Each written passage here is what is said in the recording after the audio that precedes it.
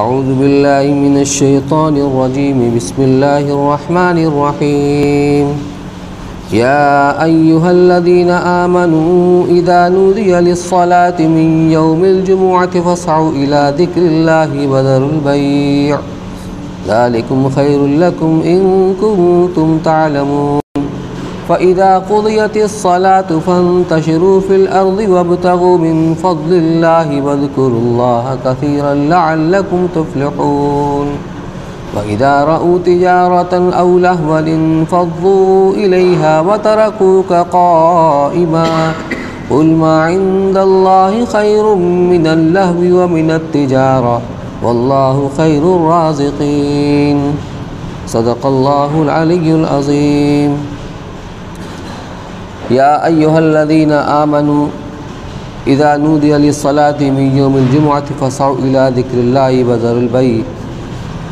اے ایمان والو، جب جمعہ کے روز نماز جمعہ کے لیے اذان کہی جایا کرے تو تم اللہ کی یاد یعنی نماز خطبہ کی طرف فوراً چل پڑا کرو اور خرید و فروخت کو چھوڑ دیا کرو۔ ذالکم خیر لکم ان کنتم تعلمون،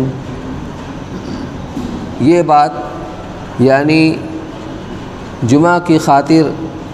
اذان ہو جانے کے بعد بیع و شراء وغیرہ کو چھوڑ دینا تمہارے لیے زیادہ بہتر ہے اگر تم کو کچھ سمجھ ہو۔ فَإِذَا قُضِيَتِ الصَّلَاةُ فَانتَشِرُوا فِي الْأَرْضِ وَابْتَغُوا مِنْ فَضْلِ اللَّهِ، پھر جب نماز ہو چکے تو تم زمین پر چلو پھرو اور خدا کی روزی تلاش کرو۔ وَاذْكُرُوا اللَّهَ كَثِيرًا لَعَلَّكُمْ تُفْلِحُونَ، اور اللہ کو بکثرت یاد کرتے رہو تاکہ تم فلاح کو پہنچو۔ وَإِذَا رَأَوْا تِجَارَةً أَوْ لَهْوًا انفضوا إِلَيْهَا وَتَرَكُوكَ قَائِمًا، وہ لوگ جب کسی تجارت یا مشغولی کی چیز کو دیکھتے ہیں تو اس کی طرف دوڑنے کے لیے بکھر جاتے ہیں اور آپ کو کھڑا ہوا چھوڑ جاتے ہیں۔ قل ما عند اللہ خیر من اللہ ومن التجارہ، آپ فرما دیجئے کہ جو چیز خدا کے پاس ہے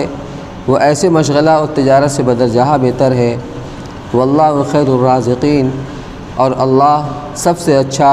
روزی پہنچانے والا ہے۔ یہ سورہ جمعہ کا دوسرا رکوع ہے جس میں جمعہ کے تعلق سے ایک حکم ہے، وہ یہ ہے کہ جمعہ کی جو خطبہ کی اذان حضور صلی اللہ علیہ وسلم کے زمانے میں ایک ہی اذان ہوتی تھی جو خطبہ کے لیے خطیب کے سامنے دی جاتی۔ چونکہ مسلمان اس وقت بہت زیادہ نہیں تھے، پھر حضرت ابوبکر صدیق رضی اللہ عنہ کے زمانے میں بھی وہ اذان خطبہ کے لیے امام کے سامنے دی جاتی تھی، وہی ایک اذان تھی۔ پھر حضرت عمر رضی اللہ عنہ کے زمانے میں بھی وہی ایک اذان تھی۔ لیکن حضرت عثمان رضی اللہ عنہ کے زمانے میں جب مسلمانوں کی کثرت ہو گئی اور آبادی بہت دور تک چلی گئی، بہت آگے تک بڑھ گئی، تو اب وہ اذان مدینہ کے اطراف میں سنائی نہیں دیتی تھی۔ اس لیے حضرت عثمان رضی اللہ تعالیٰ عنہ نے اپنے زمانے خلافت میں ایک اور اذان دلوائی اور وہ آج تک وہی چلی آ رہی ہے۔ تو ایک اذان تو وہ ہوتی ہے جو ہمارے ہاں 12:30 بجے ہوتی ہے، اور پھر ایک دوسری اذان جو ہوتی ہے خطبہ کے لیے، وہ خطبہ سے پہلے خطیب کے سامنے ہوتی ہے۔ عثمان رضی اللہ تعالیٰ عنہ نے اسی مصلحت سے اپنے مکان سے وہ اذان دلوائی، اور پورے مدینہ میں اس کی آواز گونجتی تھی اور پھیلتی تھی اور تب سب لوگوں کی اطلاع ہو جایا کرتی تھی۔ حضرات صحابہ کرام نے کسی نے کوئی اعتراض نہیں کیا۔ یہی اس حدیث کا حاصل ہے کہ علیکم بسنتی وسنت الخلفاء الراشدین، کہ تم پر لازم ہے کہ تم میری سنت کو اختیار کرو، اس پر عمل کرو، اور ساتھ ساتھ جو خلفاء راشدین کی سنت ہے، اس کا مطلب جو میری سنت کے علاوہ ہے، بعد کے زمانے میں بعد کے حالات میں جو سنتیں وجود کے اندر آئیں گی خلفاء راشدین کی طرف سے، اس میں حضرت عمر رضی اللہ عنہ کے زمانے میں ایک تو وہ تراویح کی نماز ہے، ایک امام کے پیچھے آپ نے سب کو جمع کر دیا 20 رکعت تراویح، اور حضرت ابو بکر صدیق رضی اللہ عنہ کے زمانے میں قرآن کو جمع کرانا ہوا ایک جگہ پر، اور عثمان رضی اللہ عنہ کے زمانے میں یہ دوسری اذان ہوئی، اور کسی صحابی نے بھی اس پر کوئی اعتراض نہیں کیا۔ اب یہ حکم شرع بن گیا۔ اب آج تک وہی ترتیب چلی آ رہی ہے کہ پہلی اذان جو حکم تھا اسے فرمایا گیا کہ یا ایھا الذین آمنوا اذا نودی للصلاۃ من یوم الجمعہ۔ سب سے پہلے تو جمعہ کے بارے میں تشریح کی کہ اس دن کو یوم جمعہ اس لیے کہا جاتا ہے کہ یہ مسلمانوں کے اجتماع کا دن ہے۔ فقہ کی کتابوں کے اندر بھی لکھا ہوا ہے کہ پنجگانہ کی نماز تو آدمی اپنے محلے کی مسجد میں پڑھے، لیکن جمعہ کی نماز پڑھنے کے لیے جو بڑی مسجد ہے، جو خال خال ہوتی ہیں، عام طور پر نہیں پائی جاتی ہیں، وہاں جمعہ کی نماز ادا کی جائے، کیونکہ اجتماعیت اللہ کو مطلوب ہے۔ لیکن چونکہ آبادی اتنی زیادہ پھیل چکی ہے اور بڑھ چکی ہے کہ وہ ہر مسجد میں مجبوراً جمعہ کی نماز پڑھی جاتی ہے، تو اس لیے اس کو جمعہ کہتے ہیں کہ دن اجتماع کا دن ہوتا ہے، پورے محلے والے ایک مسجد کے اندر جمع ہو جاتے ہیں، اکٹھا ہو جاتے ہیں نماز پڑھنے کے لیے۔ اور آسمان و زمین اور تمام کائنات کی تخلیق جو حق تعالیٰ نے 6 دن میں فرمائی ہے، ان 6 میں سے آخری دن جمعہ ہے، یعنی اتوار کے دن شروع ہوئی، اور جمعہ کے دن آخری ساعت میں آدم علیہ السلام کو پیدا کیا گیا، اور جمعہ کے دن اس کائنات کی تخلیق کی اختتام ہوا، جس میں تخلیق کی تکمیل ہوئی۔ اسی دن میں آدم علیہ السلام پیدا کیے گئے، اسی روز میں ان کو جنت میں داخل کیا گیا، پھر اسی جمعہ کے دن میں ان کو زمین کی طرف اتارا گیا۔ اسی دن قیامت قائم ہوگی، اور اسی دن میں ایک گھڑی ایسی آتی ہے کہ اس میں انسان جو بھی دعا کرے قبول ہوتی ہے۔ یہ سب باتیں احادیث صحیحات ثابت ہیں۔ اب جمعہ کی وہ گھڑی کون سی ہے، اس میں علماء کا اختلاف ہے، بہت سارے اقوال ہیں۔ جو راجح قول ہے، ایک تو خطبہ کے وقت میں، خطبہ سے پہلے یا دو خطبوں کے درمیان۔ خطبہ کے وقت میں تو نہ تو نماز پڑھنا مشروع ہے، جائز ہے، اور نہ ہی کوئی طرح کا ذکر کرنا جائز ہے۔ 2 خطبوں کے درمیان جو امام بیٹھتا ہے، یا خطبہ سے پہلے اس سے متصل، اور سب سے راجح جو قول ہے اس سلسلے میں غروب آفتاب سے پہلے کا جو وقت ہے وہ قبولیت کی گھڑی ہے۔ عام دنوں کے اندر بھی جمعہ کے دن خاص طور سے اللہ تعالیٰ نے لوگوں کے لیے اجتماع اور عید کا ہر ہفتہ میں یہ دن جمعہ کا رکھا تھا، مگر پچھلی امتوں کو اس کی توفیق نہ ہوئی۔ ہر امت کو ایک ہفتہ میں دن ملا ہے اپنی مذہبی عبادت کے لیے اجتماع کرنے کا، اکٹھا ہونے کا۔ چنانچہ یہود نے یوم السبت یعنی سنیچر کے دن کو اپنا یوم اجتماع بنا لیا، نصارہ نے اتوار کو۔ اللہ تعالیٰ نے اس امت کو اس کی توفیق بخشی کہ انہوں نے یوم جمعہ کا انتخاب کیا، جیسا کہ بخاری مسلم وغیرہ کی روایت کے اندر ہے۔ زمانہ جاہلیت میں اس دن کو یوم عروبہ کہا جاتا تھا۔ سب سے پہلے عرب میں کعب ابن لؤی نے اس کا نام جمعہ رکھا۔ یہ حضور صلی اللہ علیہ وسلم کے جد امجد ہیں، اور بت پرستی سے یہ متنفر تھے اور توحید کے اوپر قائم تھے، اور قریش اس دن جمع ہوتے اور کعب ابن لؤی خطبہ دیتے تھے۔ یہ واقعہ رسول اللہ صلی اللہ علیہ وسلم کی بعثت سے 560 سال پہلے کا ہے۔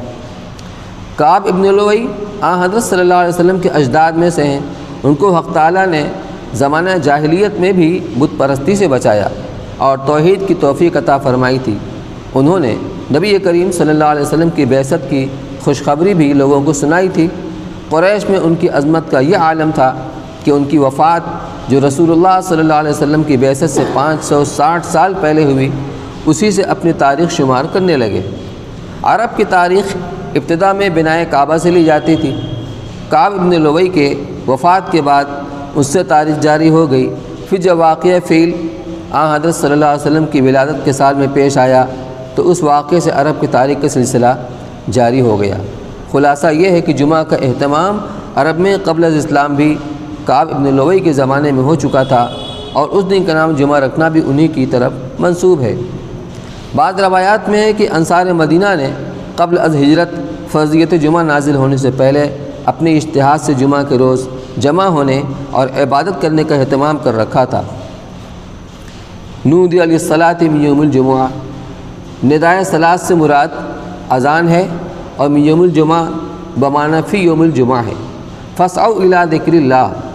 اس میں ہے کہ جب جمعہ کی اذان دی جائے تو اللہ کے ذکر کی طرف دوڑ پڑو۔ ذکر سے مراد کیا ہے اور دوڑنے کا کیا مطلب ہے، سعی کے معنی دوڑنے کے بھی آتے ہیں اور کسی کام کو اہتمام کے ساتھ کرنے کے بھی۔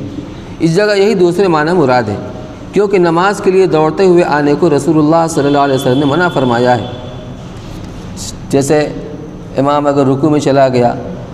تو اب اس وقت میں جو لوگ مسجد میں آتے ہیں ان کی کوشش یہ ہوتی ہے کہ ہم رکوع میں امام کے ساتھ شریک ہو جائیں، تو اس کے لیے کبھی دوڑتے بھی ہیں، تو آپ نے منع فرمایا کہ دوڑو مت، نماز میں دوڑتے ہوئے مت آؤ، بلکہ چلتے ہوئے سکون کے ساتھ آؤ، جو رکعت تمہیں ملے وہ امام کے ساتھ تم پڑھ لو، جو چھوٹ جائے بعد میں اس کو پوری کر لو۔ تو دوڑنے سے منع فرمایا گیا ہے، اس لیے یہاں دوڑنے سے مراد اہتمام کرنا ہے کہ اب کوئی کام نہیں، جب اذان جمعہ کی ہو جائے سوائے اس کے کہ تمہاری پوری تیاری جمعہ کے لیے ہو، دوسرا کوئی کام نہیں کرنا ہے، سارے مشاغل، خرید و فروخت، اپنا کاروبار سب بند کر دینا ہے۔ اور آیت کے معنی یہ ہے کہ جب جمعہ کے دن جمعہ کی اذان دی جائے تو اللہ کے ذکر کی طرف دوڑو، یعنی نماز و خطبہ کے لیے مسجد کی طرف چلنے کا اہتمام کرو۔ جیسا دوڑنے والا کسی دوسرے کام کی طرف توجہ نہیں دیتا، اذان کے بعد تم بھی کسی اور کام کی طرف بجز اذان و خطبہ کی توجہ نہ دو۔ لیکن اس میں بڑی کوتاہی ہوتی ہے، بہت کوتاہی ہوتی ہے۔ لوگ جمعہ پڑھنے تو آتے ہیں، لیکن جتنا اہتمام سے آنا چاہیے اتنا اہتمام سے کم لوگ آتے ہیں، سارے لوگ نہیں آتے۔ ایک تو خطبہ کا سننا یہ ضروری ہے، جمعہ خطبہ میں حاضری، اور اسی لیے سعی ہے، لہٰذا جو فرشتے بھی اتنا اہتمام کرتے ہیں، جو دروازے پر کھڑے ہوتے ہیں رجسٹر کھول کر کے، جو سب سے پہلے آتا ہے اس مسجد کے اندر جمعہ کی نماز پڑھنے کے لیے، اس کو ایک اونٹ صدقہ کرنے کا یا قربانی کرنے کا ثواب ملتا ہے۔ اس کے بعد دوسرے نمبر پر آنے والے کے لیے گائے کے برابر، اور تیسرے نمبر پر آنے والے کے لیے بکری کے برابر، اور اس کے بعد بیضہ یعنی انڈا کے برابر۔ پھر جب امام یا خطیب خطبہ دینے کے لیے ممبر پر آ جاتا ہے تو فرشتے اپنا رجسٹر بند کر کے وہ آ جاتے ہیں خطبہ سننے کے لیے۔ اب اس کے بعد جو لوگ آتے ہیں مسجد میں جمعہ پڑھنے کے لیے، ان کا نام اس رجسٹر کے اندر درج نہیں ہوتا، کیونکہ فرشتے تو اب خطبہ سننے کے لیے بیٹھ جاتے ہیں۔ تو اس میں کوتاہیاں ہوتی ہیں، اس کا اہتمام کرنا چاہیے۔ تو اللہ کے ذکر کی طرف دوڑ پڑو، اس کا اہتمام کرو، سے مراد نماز جمعہ بھی ہو سکتی ہے، اور خطبہ جمعہ جو نماز جمعہ کے شرائط و فرائض میں داخل ہے وہ بھی، اس لیے مجموعہ دونوں کو مراد لیا جائے یہ بہتر ہے۔ اتنی اہمیت خطبہ کی، فرض ظہر کی نماز 4 رکعت ہے لیکن جمعہ کی نماز 2 رکعت، تو یہ خطبہ گویا کی 2 رکعت کے قائم مقام ہے،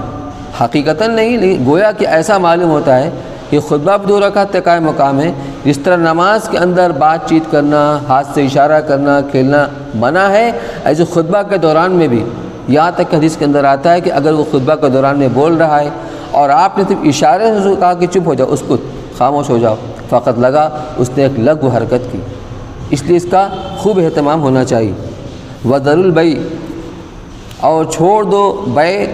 عربی میں بیع فروخت تو کرنے کہتے ہیں، اس کا لغوی معنی ہے فروخت کرنا، لیکن صرف اسی کے لیے نہیں، خرید فروخت دونوں کے لیے بھی استعمال ہوتا ہے، لیکن یہاں صرف ایک لفظ استعمال کیا گیا، بیچنا چھوڑ دو، فروخت کرنا چھوڑ دو، اسی لیے کہ جب آدمی دکان ہی بند کر دے گا تو کوئی خریدے گا کیا؟ خریدنے والے بہت ہوتے ہیں لیکن بیچنے والے ان کے مقابلے میں کم ہوتے ہیں، تو بیچنے والا اپنی دکان کو بڑھا دے گا، دکان کو بند کر دے گا تو کوئی خریدنا بھی چاہے گا تو خرید نہیں سکتا، تو مراد یہ خرید و فروخت یہ چھوڑ دو۔ دوسرے اس میں اس بات کا اشارہ ہے کہ بہت سے لوگوں کا پیشہ کھیتی باڑی ہوتی ہے، باغ لگانا ہوتا ہے، اسی طریقے سے کچھ اور کام بھی ہوتے ہیں، اشارہ اس طرف ہے کہ جمعہ کی نماز شہر میں ہوتی ہے، اور شہر کے لوگوں کا زیادہ تر پیشہ تجارت کا ہوتا ہے، دیہات میں اور جنگل میں جمعہ نہیں ہوتا، ہاں قصبات کے اندر ہوتا ہے، تو چونکہ قصبوں کے اندر رہنے والے یا شہروں کے اندر رہنے والے زیادہ تر تجارت سے وابستہ ہوتے ہیں، اس لیے اس کو ذکر کیا گیا ہے، مراد وہ سارے مشاغل ہیں جو نماز جمعہ کی تیاری کے علاوہ ہوں، اس لیے مقصود یہ کہ سب کو چھوڑ کر اب تمہاری ایک فکر ہونی چاہیے کہ اب جمعہ کے لیے مسجد میں چلنا چاہیے۔ اذان جمعہ کے بعد سارے مشاغل کو ممنوع کرنا مقصود تھا، جن میں زراعت، تجارت، مزدوری سبھی داخل ہیں، مگر قرآن کریم نے صرف بیع کا ذکر فرمایا۔ اس سے اس طرف بھی اشارہ ہو سکتا ہے کہ جمعہ کی نماز کے مخاطب شہروں اور قصبوں والے ہیں، چھوٹے دیہات اور جنگلوں میں جمعہ نہیں ہوتا، اس لیے شہروں اور قصبوں میں جو مشاغل عام لوگوں کو پیش آتے ہیں ان کی ممانعت فرمائی گئی، وہ بیع و شراء کے ہوتے ہیں، بخلاف گاؤں والوں کے کہ ان کے مشاغل کاشتکاری اور زمین سے متعلق ہوتے ہیں۔ باتفاق فقہاء امت یہاں بیع سے مراد فقط فروغ کرنا نہیں بلکہ ہر وہ کام جو جمعہ کی طرف جانے کے اہتمام میں مخل ہو وہ سب بیع کے مفہوم میں داخل ہے۔ اس لیے اذان جمعہ کے بعد کھانا پینا، سونا، کسی سے بات کرنا، یہاں تک کہ کتاب کا مطالعہ کرنا وغیرہ سب ممنوع ہے۔ صرف اور صرف جمعہ کی تیاری کے متعلق جو کام ہو وہ کیے جا سکتے ہیں۔ یہاں سے وہی بات ہے جو شروع میں نے آپ کے سامنے ذکر کی تھی، اذان جمعہ شروع میں ایک ہی تھی لیکن بعد میں وہ دو ہو گئی، تو اب یہ ممانعت اس اذان سے متعلق تھی، اب وہ ممانعت اس اذان سے متعلق ہو گئی جو پہلے دی جاتی ہے، جو پورے محلے میں سنائی دیتی ہے۔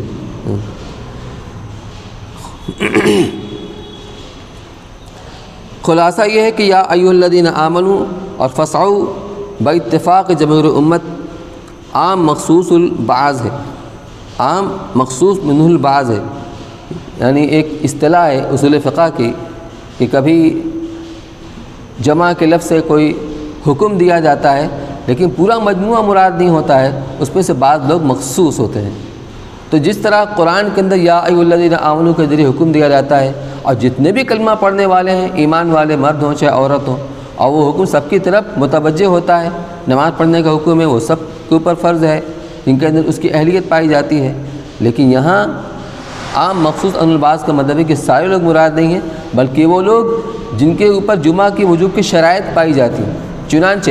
مسافر پر جمعہ پڑھنا فرض نہیں، واجب نہیں، مسافر کے لیے رخصت ہے،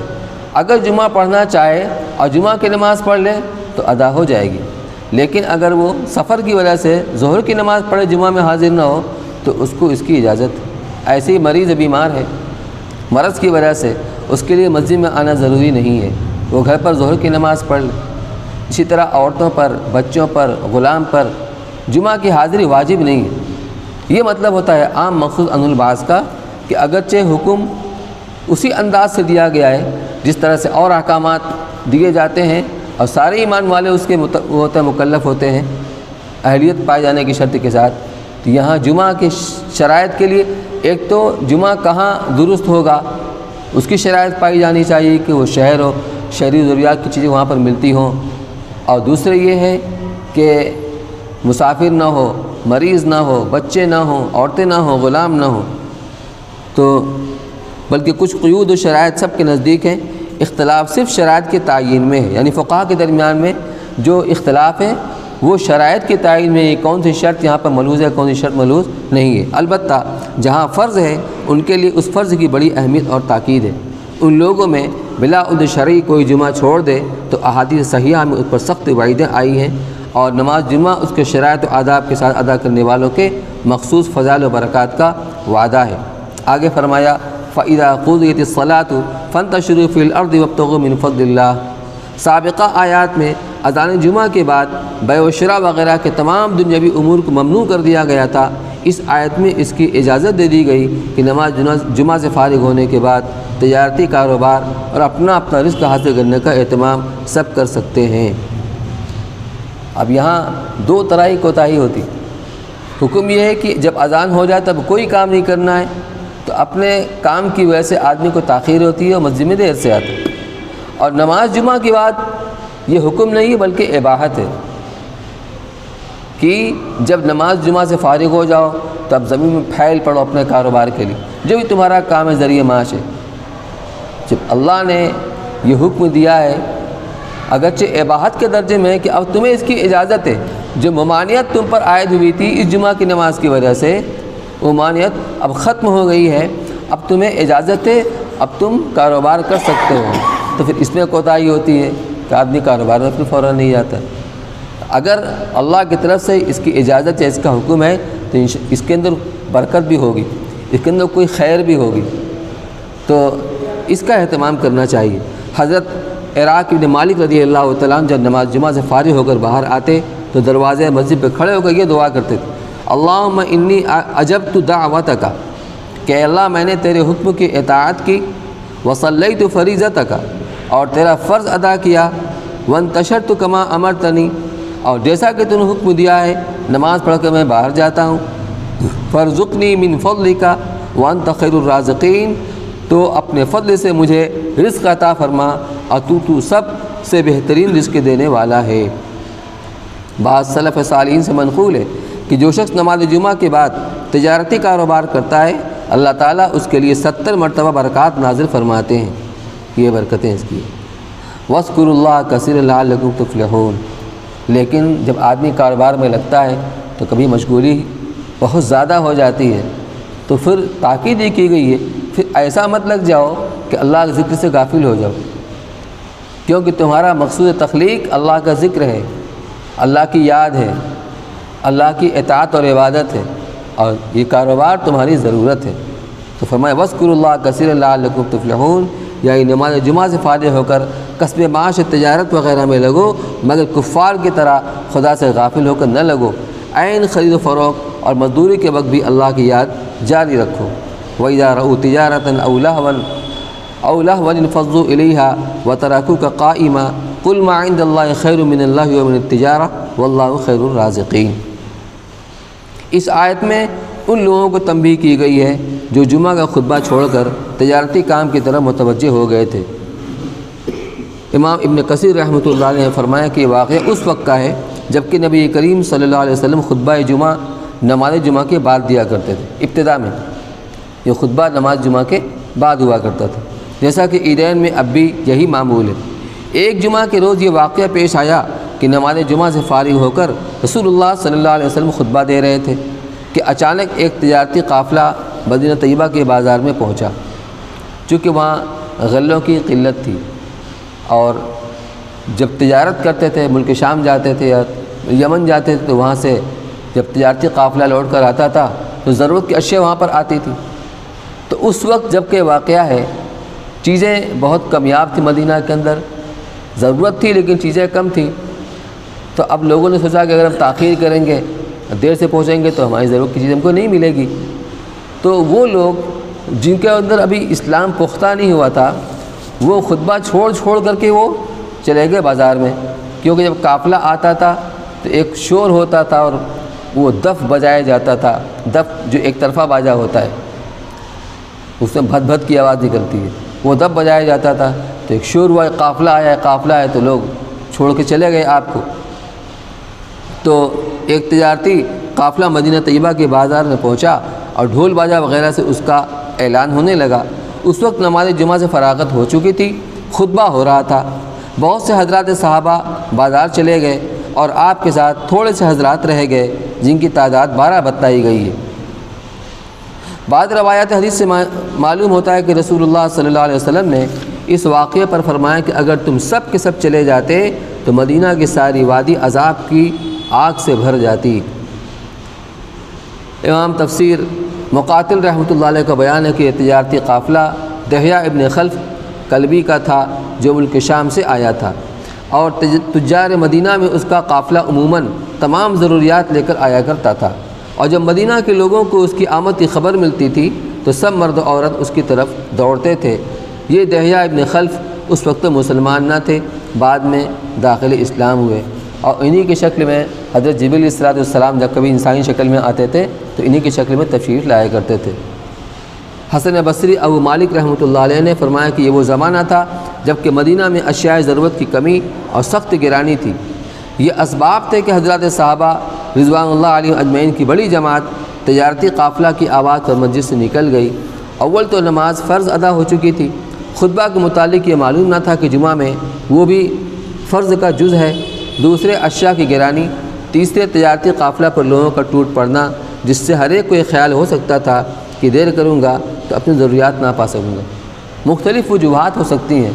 اس لیے کہ شریعت کے احکام نازل ہو رہے تھے اور دین کی تکمیل ہو رہی تھی،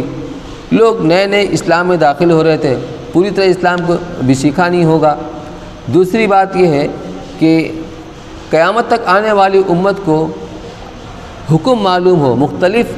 مسائل کے اندر کیا حکم ہے، تو حضرات صحابہ کرام سے کچھ ایسے اعمال کرائے جاتے تھے من جانب اللہ، تاکہ جب اللہ کے رسول صلی اللہ علیہ وسلم اس کا حکم بیان فرمائیں تو بعد میں آنے والی امت کو کے لیے راستہ کھلے۔ یہ تکوینی طور پر اللہ کی طرف سے ایسا ہوتا تھا۔ تو جب صحابہ کرام سے کوئی ایسی چوک ہوتی تھی، اسے غلطی ہوتی تھی، تو اللہ کے رسول صلی اللہ علیہ وسلم اس کی اصلاح فرماتے تھے اور ان کی تربیت فرماتے تھے اور حکم اس کا بتایا کرتے تھے، تو یہ پورے امت کے لیے حکم یہ مشروع ہوتا تھا۔ بہرحال ان اسباب کے تحت صحابہ کرام سے یہ لغزش ہوئی، جس پر حدیث مذکور میں وعید کے الفاظ آئے کہ سب کے سب چلے جاتے تو اللہ کا عذاب آ جاتا۔ اسی پر آڑ دلانے اور تنبیہ کرنے کے لیے آیت مذکورہ نازل ہوئی، اذا رأوا تجارۃ، اور اسی کے سبب رسول اللہ صلی اللہ علیہ وسلم نے خطبہ کے معاملے میں اپنا طرز بدل دیا کہ نماز جمعہ سے پہلے خطبہ دینے کا معمول بنا لیا، اور یہی اب سنت ہے۔ آیت مذکور میں رسول اللہ صلی اللہ علیہ وسلم کو حکم دیا گیا ہے کہ آپ ان لوگوں کو بتلا دیں کہ جو کچھ اللہ کے پاس ہے وہ اس تجارت اور ڈھول ڈھماکہ سے بہتر ہے جس میں آخرت کا ثواب تو مراد ہے ہی، یہ بھی بعید نہیں کہ نماز و خطبہ کی خاطر تجارت و کسب معاش کو چھوڑنے والوں کے لیے اللہ تعالیٰ کی طرف سے دنیا میں بھی خاص برکات نازل ہوں، جیسا کہ اوپر سلف صالحین سے بروایت ابن کثیر نقل کیا گیا ہے۔ یہاں تک سورہ جمعہ مکمل ہوئی، اب آگے انشاءاللہ سورہ منافقون کی شروعات ہوگی۔ دعا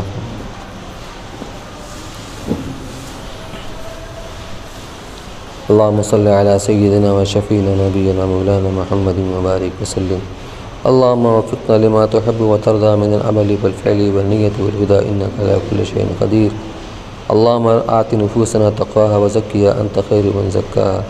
أنت وليها مولاها اللهم إنا نسألك رضاك والجنة ونعوذ بك من غضبك والنار۔ الہ العالمین ہم سب کے یہاں بیٹھنے کو بے انتہا قبول فرما۔ یا اللہ اس قرآن کے تعلق سے جو اس کی تفسیر اور جو اس سے متعلق جو مسائل ذکر کیے گئے ہیں، جو بھی کمی کوتاہی ہوگی اپنے دریا میں اس سے معاف فرما۔ اے اللہ جو سچی قرآن کی تعلیمات ہے اس پر عمل کرنے کی ہم سب کو توفیق نصیب فرما۔ قرآن پاک کے ساتھ اس کی تعلیمات کے ساتھ سچی وابستگی نصیب فرما۔ اے اللہ امت کے حال پر رحم فرما۔ اے اللہ بیماروں کو شفاء کاملہ اور عاجلہ نصیب فرما۔ اے اللہ تیرے بندے بندیوں کے اندر بہت سارے لوگ ہیں جو مہلک بیماری کے اندر مبتلا ہیں اور اس کے لیے کوششیں کر رہے ہیں، علاج کر رہے ہیں۔ اے اللہ مگر شفا دینے والی ذات صرف تیری ہے۔ اے اللہ اپنے کرم سے اپنے فضل سے ان کو شفاء کاملہ عاجلہ مستمرہ نصیب فرما۔ اے اللہ جو پریشان حال ان کے پریشانیوں کو دور فرما۔ اے اللہ جو اپنے کاروبار کی طرف سے پریشان ہیں ان کو جائز حلال روزی نصیب فرما۔ اے اللہ ہر ایک کے ساتھ کا فرم کا فضل کا عافیت کا معاملہ فرما۔ اے اللہ ہم سب کی پوری مغفرت فرما، ہماری دعاؤں کو اپنے فضل کرم قبول فرما۔ وصلی اللہ تعالی علی خیر خلقہ سیدنا محمد وعلی آلہ وصحبہ اجمعین برحمتک یا